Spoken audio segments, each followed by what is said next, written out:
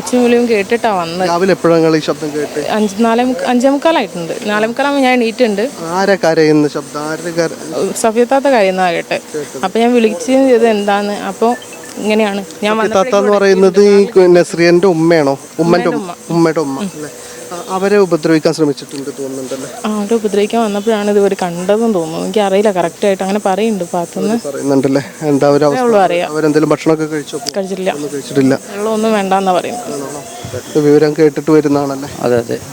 ഈ കുടുംബത്തെ കുറിച്ചിട്ട് മുമ്പ് കാര്യങ്ങളൊക്കെ അറിയോ? ഇല്ല, വെളിങ്ങനെ അറിയില്ല. ഇവിടുത്താരല്ല ഒന്നാമത്. ഇവിടെ വന്നിട്ട് കുറച്ചായിട്ടുള്ളൂ. അതായത് ഈ കുടുംബം ഇവിടെ താമസിക്കുന്നത് ബന്ധു വീട്ടിൽ താമസിക്കുന്നതാണ്? അല്ല, ഇവിടുത്താരന്നെ മറ്റും ഇവിടെ വന്നതാന്ന് തോന്നുന്നു. ആ പയ്യൻ അതിനാൽ അവന്റെ വീട് എവിടെയാണെന്ന് ബസാറിലോട്ടാന്ന് പറഞ്ഞത്. വ്യക്തമായിട്ട് അറിയില്ല. ഇത് ആളുകൾ പറയുന്നത് കേൾക്കുകയാണ് നമ്മൾ, അല്ലാണ്ട് നമുക്കെന്ത് ചെയ്തില്ല, വ്യക്തത അല്ല. ഇവിടുന്ന് 1 കിലോമീറ്റർ കൊണ്ട് പോയിട്ട് അവിടെ തന്നെ എൻ്റെ വീട്. ഇവിടുത്തെ നേതാവാണ്, ലീഗിൻ്റെ നേതാവിൻ്റെ സെക്രട്ടറിയാണ്. പക്ഷേ ഇതൊക്കെ ആളുകൾ പറഞ്ഞ് കേട്ടിട്ട് പെട്ടെന്ന് വരികയാണ്. ഇവിടുത്തെ കൗൺസിലറാണ് ഇപ്പം എന്നെ അറിയിച്ചത്.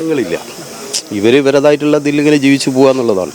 മറ്റുള്ള ആളുകളൊക്കെ ആയിട്ട് ബന്ധങ്ങൾ കുറവാണ്. അതായത് ഇപ്പോൾ ഉള്ള പിതാവ് ഗൾഫിലാണ്, പിന്നുള്ളത് സ്ത്രീകൾ മാത്രമാണ്. അവർക്ക് അങ്ങനെ പൊതുസമൂഹമായിട്ട് തീർച്ചയായിട്ടും. പക്ഷെ എന്താന്നുള്ളത് ഇതിൽ ആർക്കും വ്യക്തത അല്ല.